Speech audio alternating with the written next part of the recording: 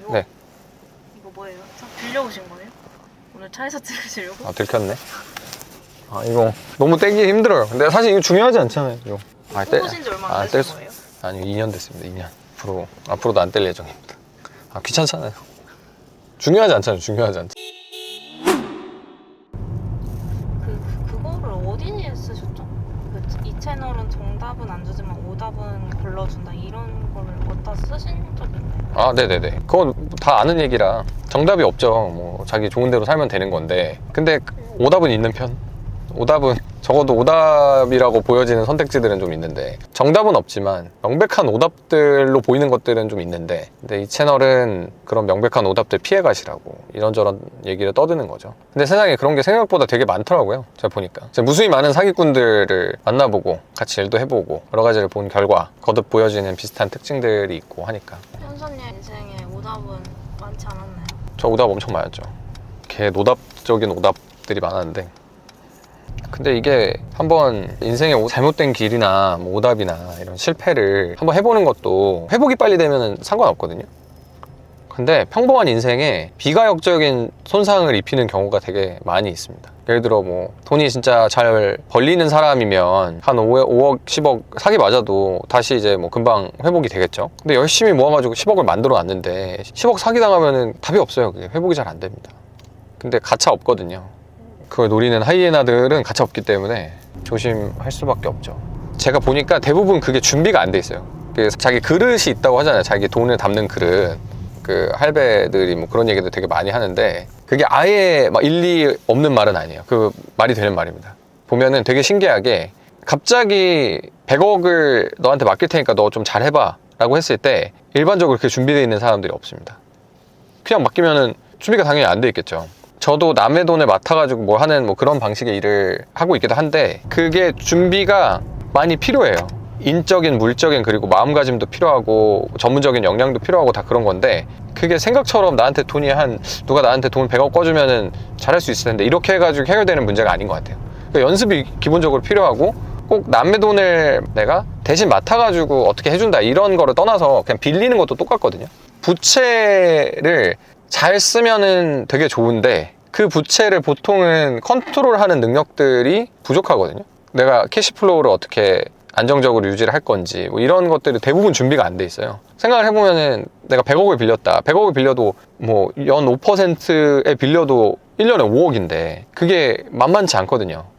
그래서 뭐 선물 투자 뭐 하는 사람들도 아무튼 몇십억씩 어떻게 날렸다라고 하면 자기가 그걸 관리할 수 있는 캐파가 나와야 되는 건데, 보통 그거 없이 게임에 뛰어드는 것 자체가 엄청 무모한 거죠. 그러니까 오답일 가능성이 높죠, 그런 게.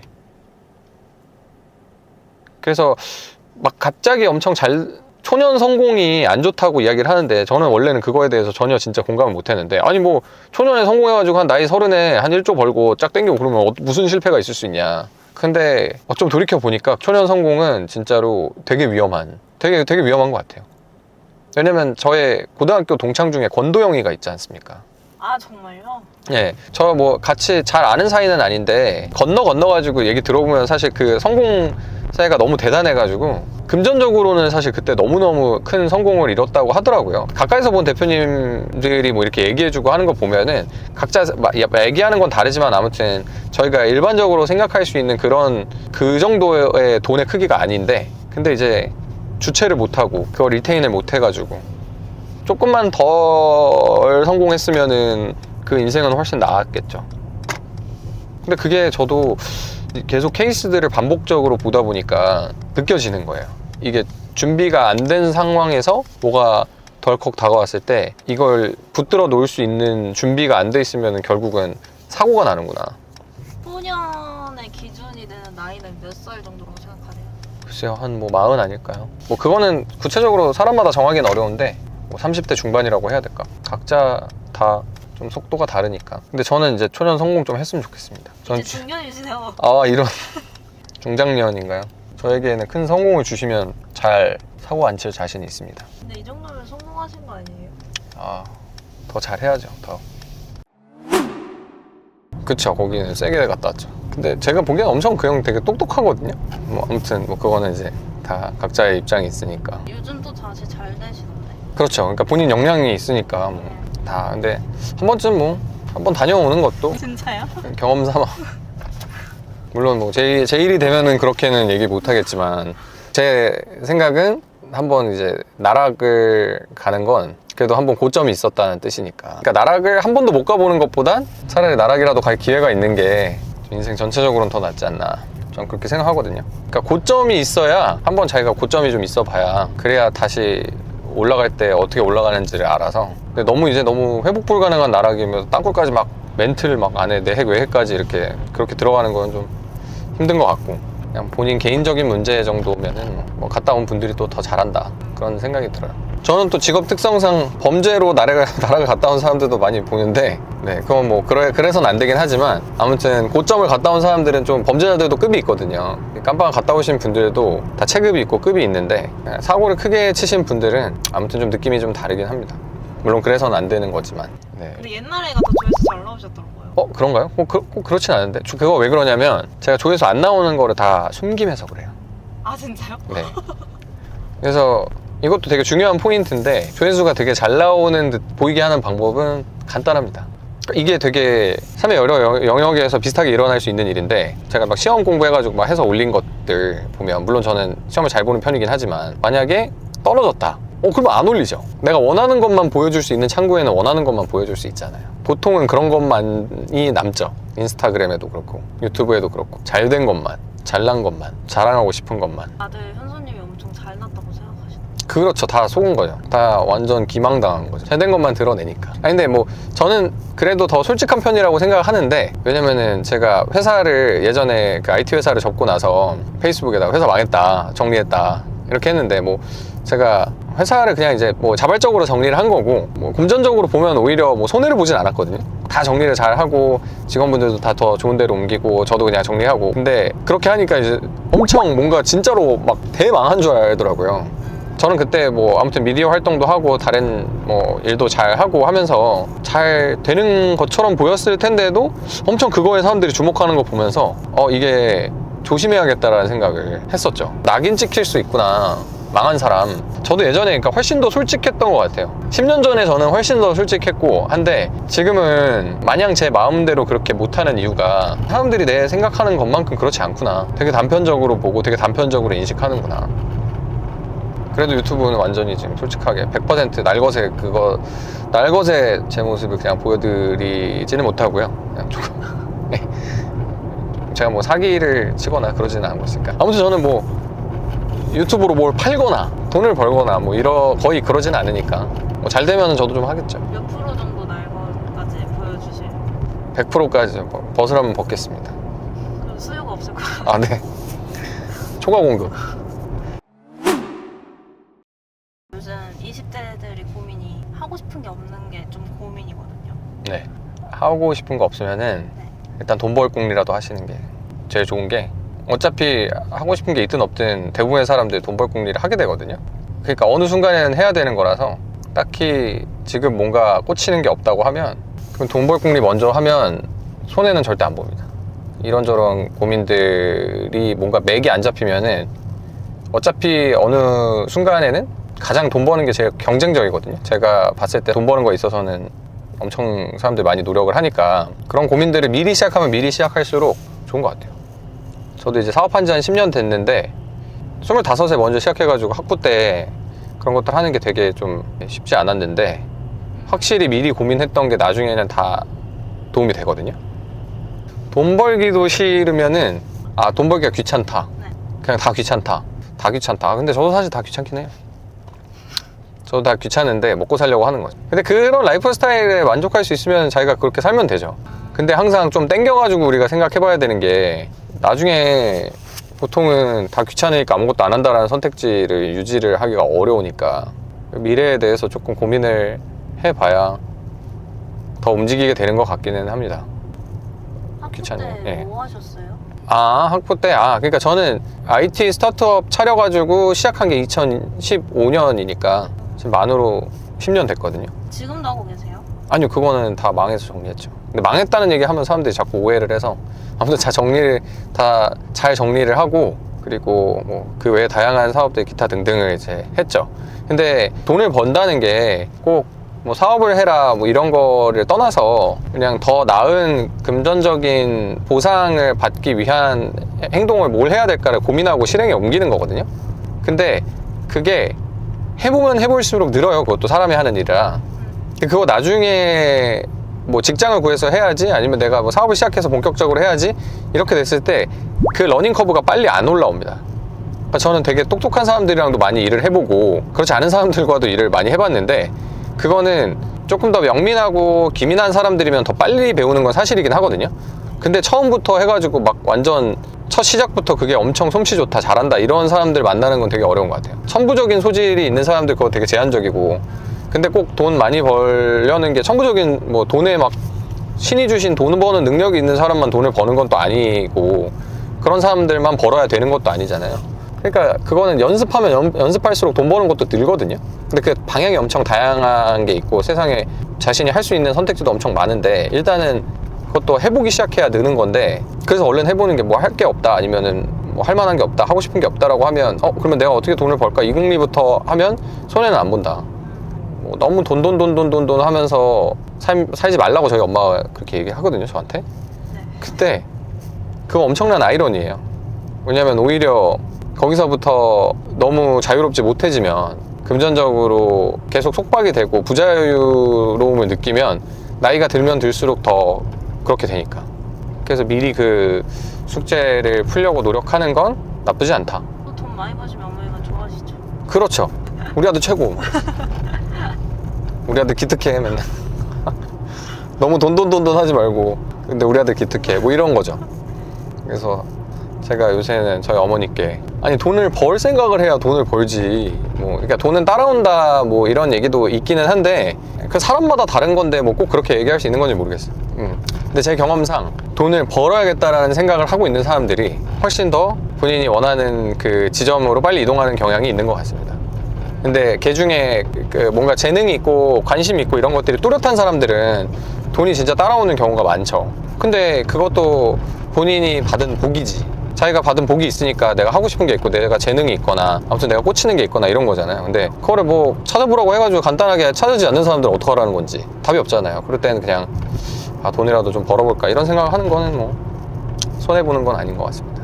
네, 개인적인 질문인데 네. 현수님은 돈에 그렇게 막 결핍이 없으셨을 것 같거든요. 결핍.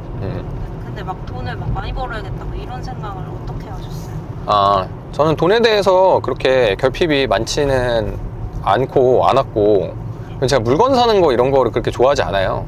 그래서 뭔가를 막 사야겠다, 뭔가 이제 뽐뿌가 와가지고 저걸 안 사면 괴롭다, 고통스럽다, 뭘 샀는데 엄청 기쁘다 이런 거 없거든요. 근데 사회에 나오면 이제 계속 느끼게 되는 건데, 치사하잖아요. 돈 때문에 엄청 치사하니까. 그래가지고 그런 거죠. 치사해지니까, 치사하기 싫어가지고 치사한 꼴을 안 겪으려고 돈 버는 거지. 제가 생각하는 경제적인 부분에서 가장 중요한 건, 치사한 꼴을 안 겪으려면은 어느 정도 경제력은 뒷받침이 돼야 된다. 변호사여도 치사한 꼴을 겪나요? 그럼요. 왜냐면 내가 정말 치사한 사건 하고 싶지 않은데 돈 조금 더 벌려고 치사한 사건 해야 될 수도 있는 거잖아요. 되도 않는 얘기 해야 되는 사건 할 수도 있고, 거짓말 해야 되는 사건 할 수도 있고, 내가 그거 거절할 수 있으려면은 뭐 나는 양심에 비춰서 거절할래, 뭘 할래. 아니 근데 그런 선택이 경제적인 여건이랑 전혀 결부되어 있지 않을 수가 없는 거니까, 무슨 선택이든 경제적인 고려를 안 하는 선택을 하기가 되게 어려우니까요. 그거에 초연한 사람들은, 그걸로부터 자유로울 수 있는 소수의 사람들은 그냥 본인들이 원하는 대로 그냥 살면 되는 거죠. 근데 그렇지 않으니까 우리가 다 관계 속에서 가족도 부양해야 되고, 나도 체면치레도 해야 되고, 이런 걸로부터 완전히 자유로울 수 없으니 내가 안 치사해지려고, 또 치사한 꼴 안 겪으려고 돈 버는 거죠.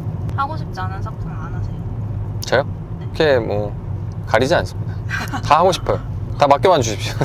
이게 되게 중요한 건데, 그냥 자기 최면으로라도, 저는 서비스업으로 하는 사람이고 하니까 예스 노가 분명하다는 거는 뭐 본인 입장에서는 그게 좋을 수는 있지만, 영업이라는 거에 대해서 조금이라도 생각을 하고 뭔가 비즈니스라든지 커머셜한 관계에서 생각을 해보면 아니오라는 얘기를 하는데 되게 많은 고민이 필요하죠. 그러니까 거절을 딱 잘라 못한다 뭐 이런 문제를 떠나서, 이런 사건은 안 해? 너는 싫은 건 안 해? 이렇게 물어봤을 때, 아니 뭐 속으로는 싫을 수 있더라도 일단 기본적인 스탠스는, 자기 최면은 나는 무조건 한다, 나는 무조건 좋다, 나는 예스다, 이게 무장이 되어 있지 않으면은 그냥 그거를 제3자가 보기에 눈치채는 건 너무 쉬운 것 같아요. 아, 저 사람 준비되어 있지 않구나.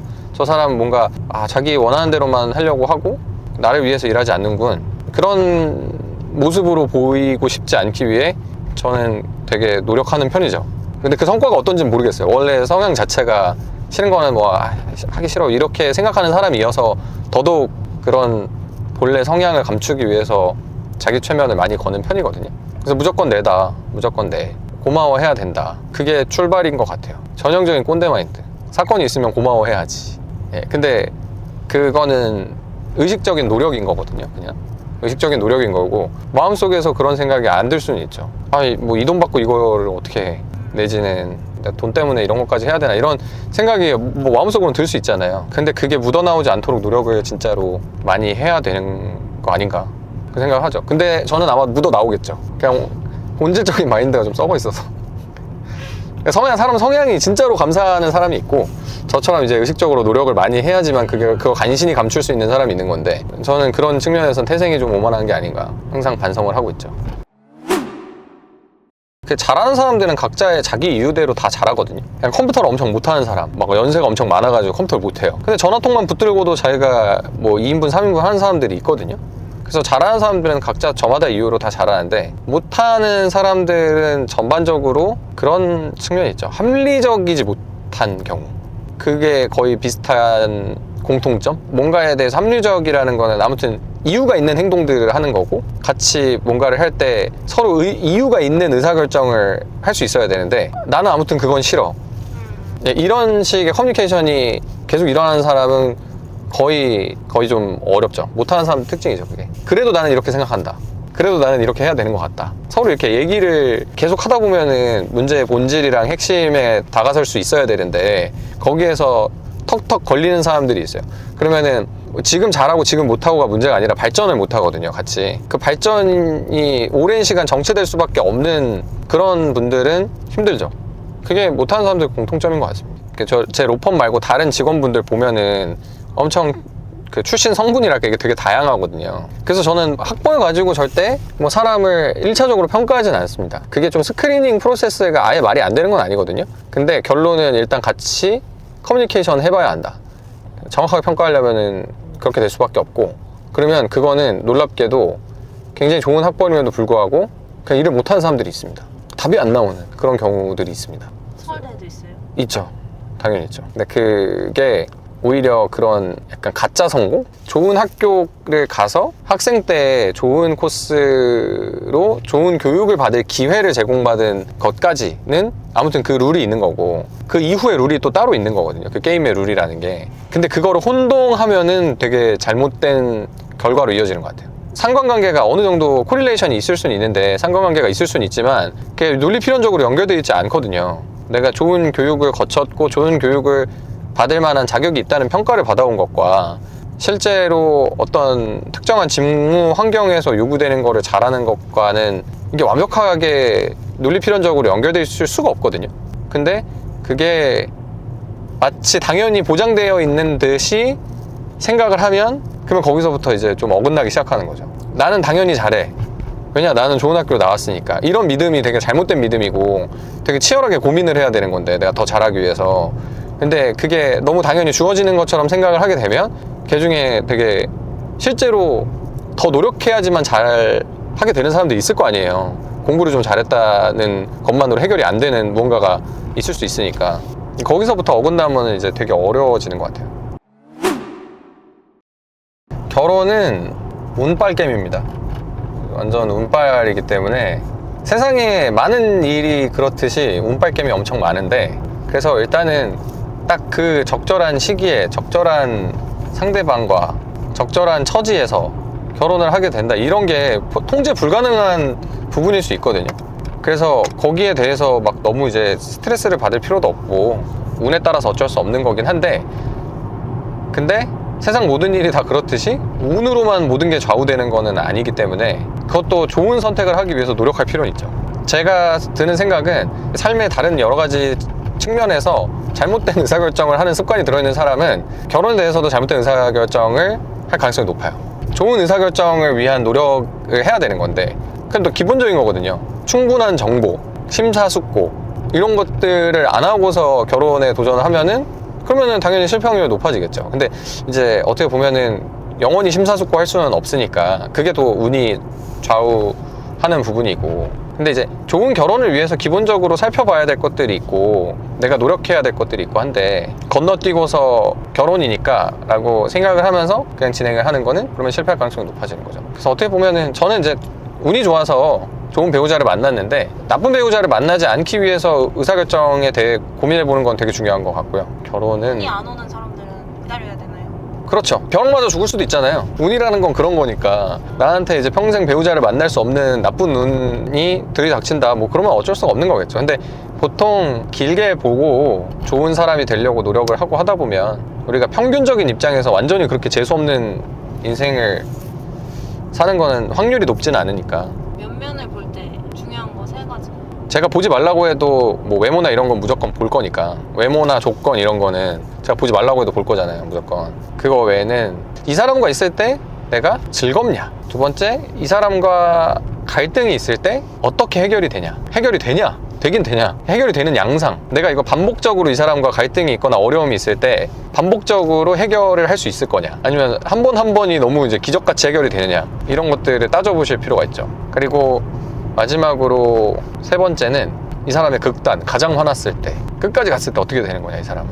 내가 모르는 모습이 어디까지 있을 거냐, 이런 것들에 대한, 좀 알기 어렵죠. 그런 거는 이제 관계를 뭔가 지속해 나가면서 좀 계속 생각을 해봐야 될 문제이긴 합니다. 이렇게 따지면 또 결혼 못 해요. 그럼 어떻게 해요? 모르겠습니까? 그러니까 이렇게 설명해가지고 되는 게 아니니까, 기본적으로 설명해서 되는 게 아니니, 큰 원칙은 이때 나머지 세부적인 거는 다 하늘의 뜻이다. 어쩔 수 없는 것 같습니다. 계속 운빨게임이라고 한 거예요, 결혼. 운빨이다. 저는 원래 결혼은 안 하려고 그랬습니다. 뭐 지금도 비슷한 생각인데, 지금 와이프 아니면은 결혼 안 했을 거예요. 아직까지 결혼은 100% 안 했을 겁니다. 애초에 결혼은 그렇게 해야겠다 이런 생각 전혀 없었기 때문에.